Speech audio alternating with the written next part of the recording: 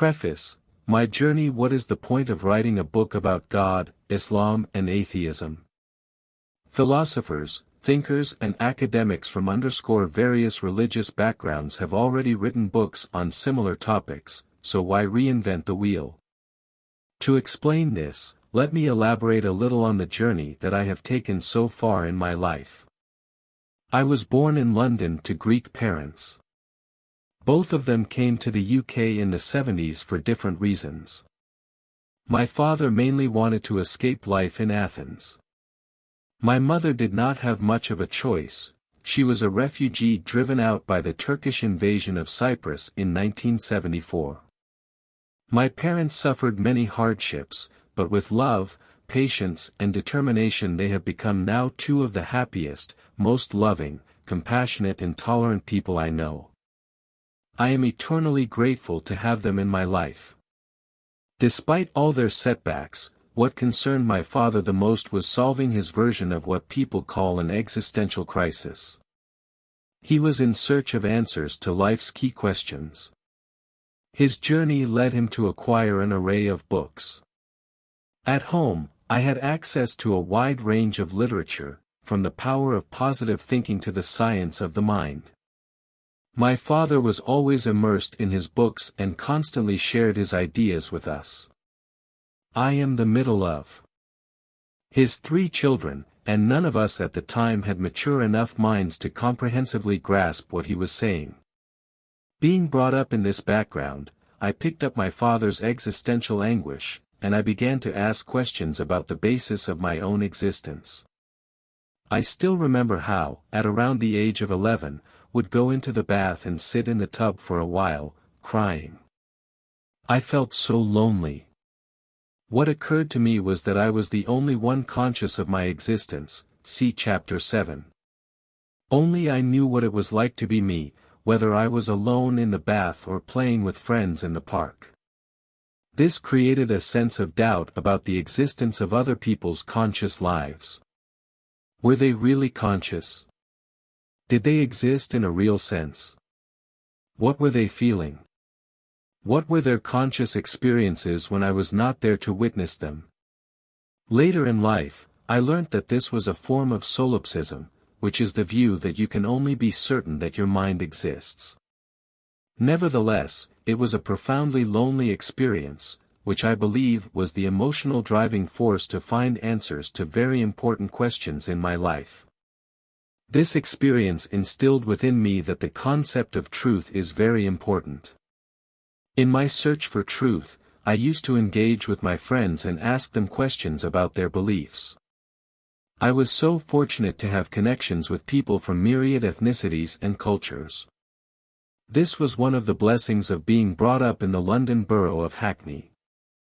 I felt that without knowing the truth, life seemed unreal and illusory. Many psychologists have acknowledged that human beings want to be right and seek to learn from social norms when they are unsure about things.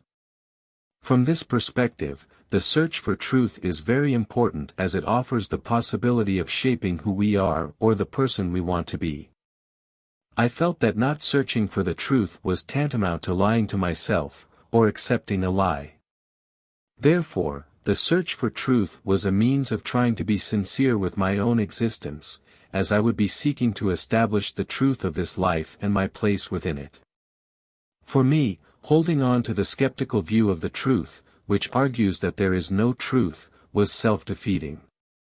This is because the concept that there is no truth is actually a claim itself, so how could I claim that skepticism is true but everything else is not?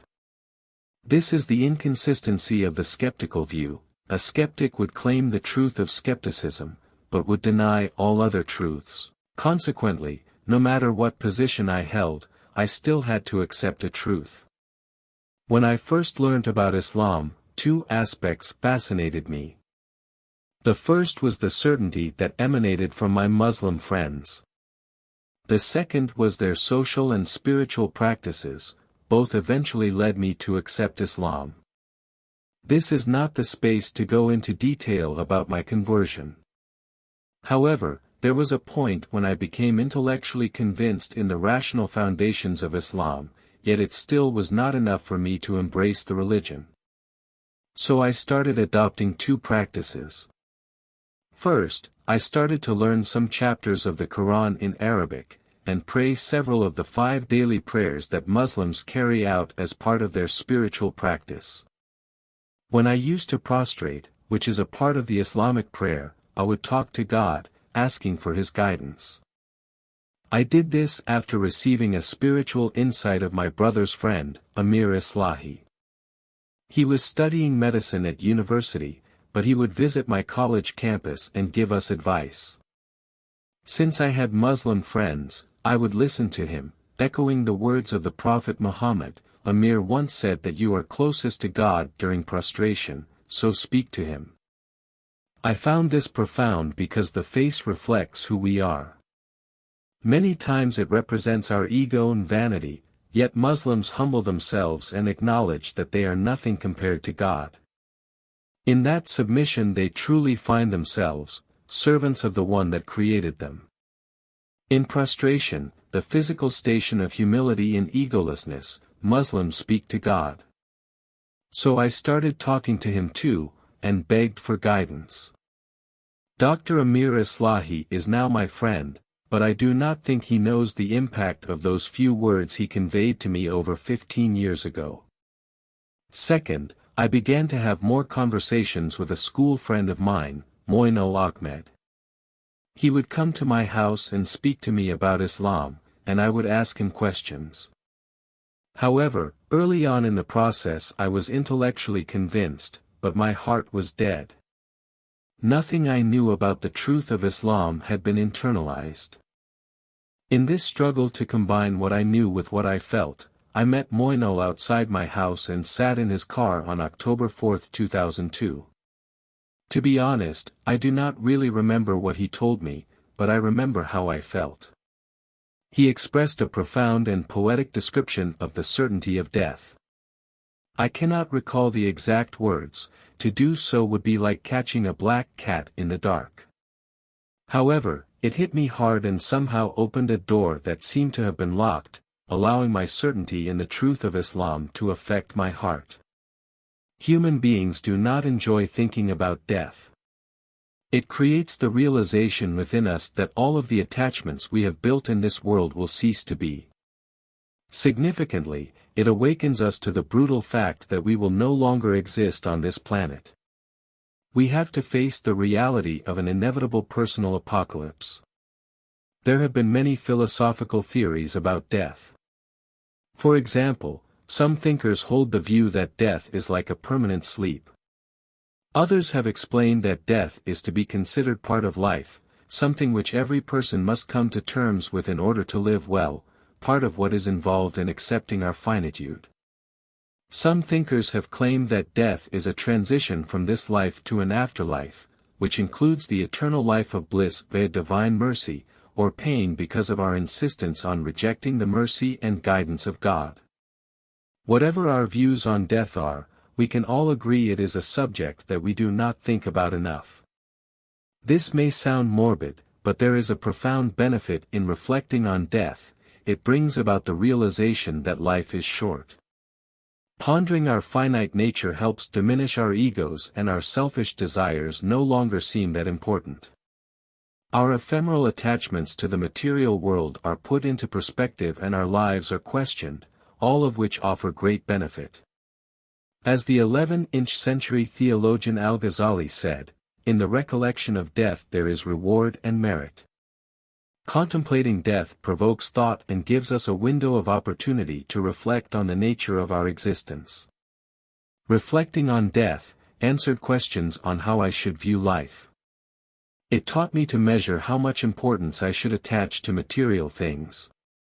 In viewing my life through the lens of death, I entered an emotional and intellectual space where I could assess my situation on this planet. How did I come to be?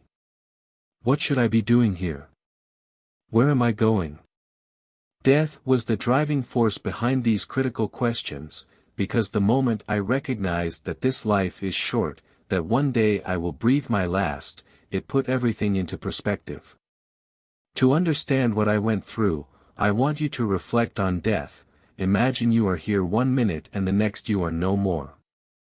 You have probably experienced loved ones that have passed away. How did you feel?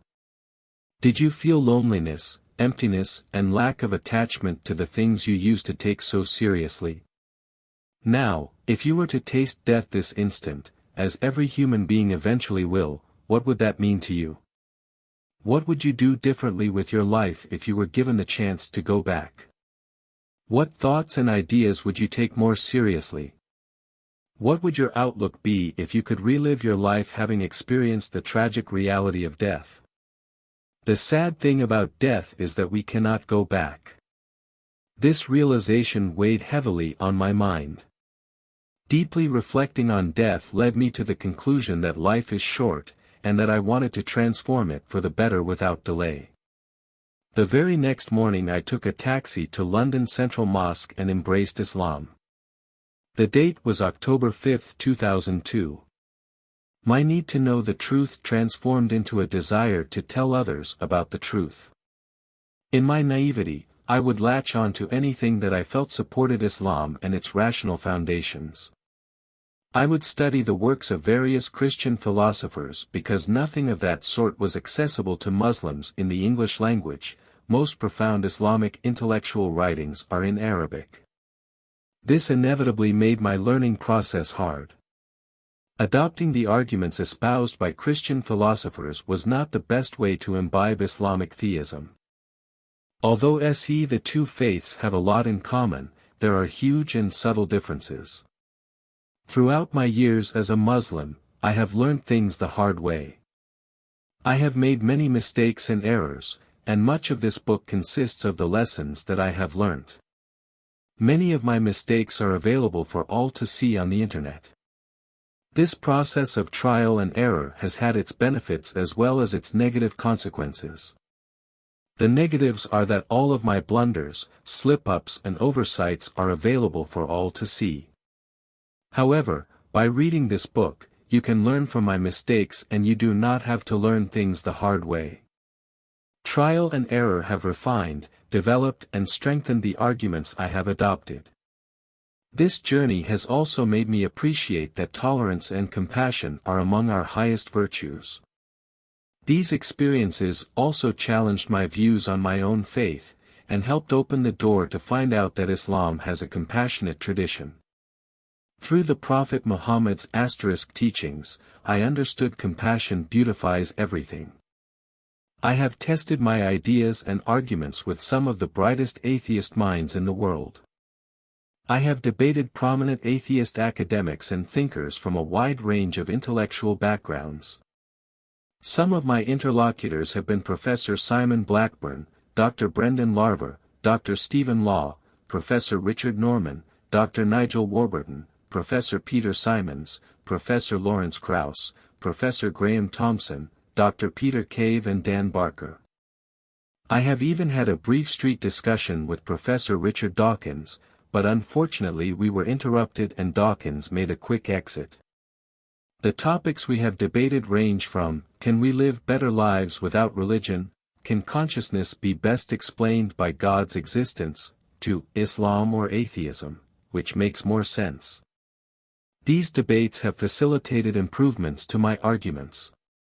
It has been a huge blessing, and those who are familiar with my work have seen that I have evolved from mirroring the arguments of analytical philosophers to developing positions rooted in the Islamic tradition.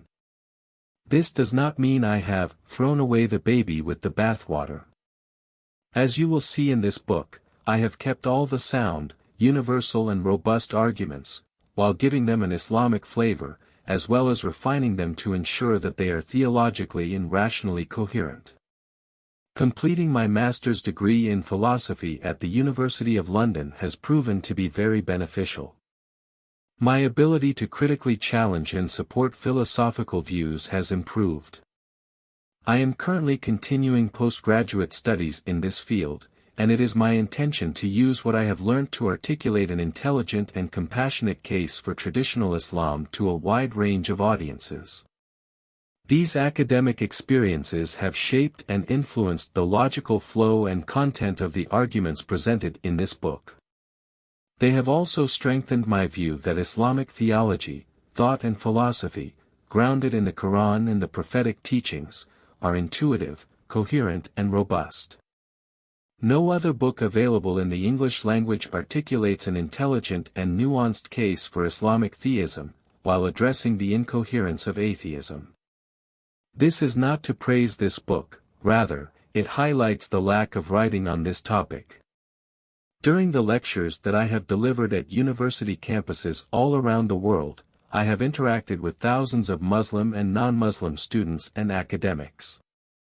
These interactions, in addition to the rise of atheism, have made it quite clear that people have an intellectual thirst concerning the Islamic view of God, the role of revelation and the personality of the Prophet Muhammad. This book aims to quench that thirst, thereby providing an English reader with a coherent set of arguments for God's existence, oneness and why he is worthy of our worship, including a compelling case for the Quran and the prophethood of Muhammad. It also responds to and addresses a wide range of academic and popular arguments and objections that favor the denial of the divine. This book contains a combination of universal and Islamic arguments for God's existence, the Quran and the prophethood of Muhammad. Many of these arguments have been tried and tested with academics and thinkers over the years. Each chapter has relevant Islamic references to show the Islamic basis for each argument, which ensures that they are not only philosophically sound but Islamically coherent.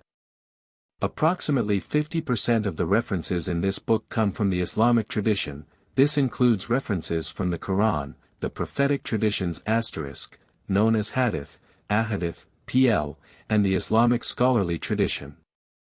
This book does not just focus on Islamic theism and a response to atheism, it addresses a key argument for the divine authorship of the Quran and explains how, by looking at the life experiences, teachings and impact of the Prophet Muhammad #, we can only conclude that he was the final messenger of God. Significantly, it elaborates in detail on why God is worthy of our worship, which is the reason for our existence. Irrespective of whether you consider yourself a Muslim, atheist or skeptic, I invite you to read this book with an open heart and mind. I truly believe that if you respond to this invitation, one of the conclusions you will reach is that atheism is an intellectual mirage and that the Islamic conception of God is coherent and true. Once you read this book you will see that the phrase, intellectual mirage, is an apt description for atheism. A mirage is an optical illusion that we experience due to atmospheric conditions. Likewise, the conditions that facilitate the denial of the divine are based on false assumptions about the world, incoherent arguments, pseudo-intellectual postulations that veil emotional issues and on occasion, egocentricity. Atheism is not based on a commitment to reason. In many ways, it is its adversary, see Chapter 3.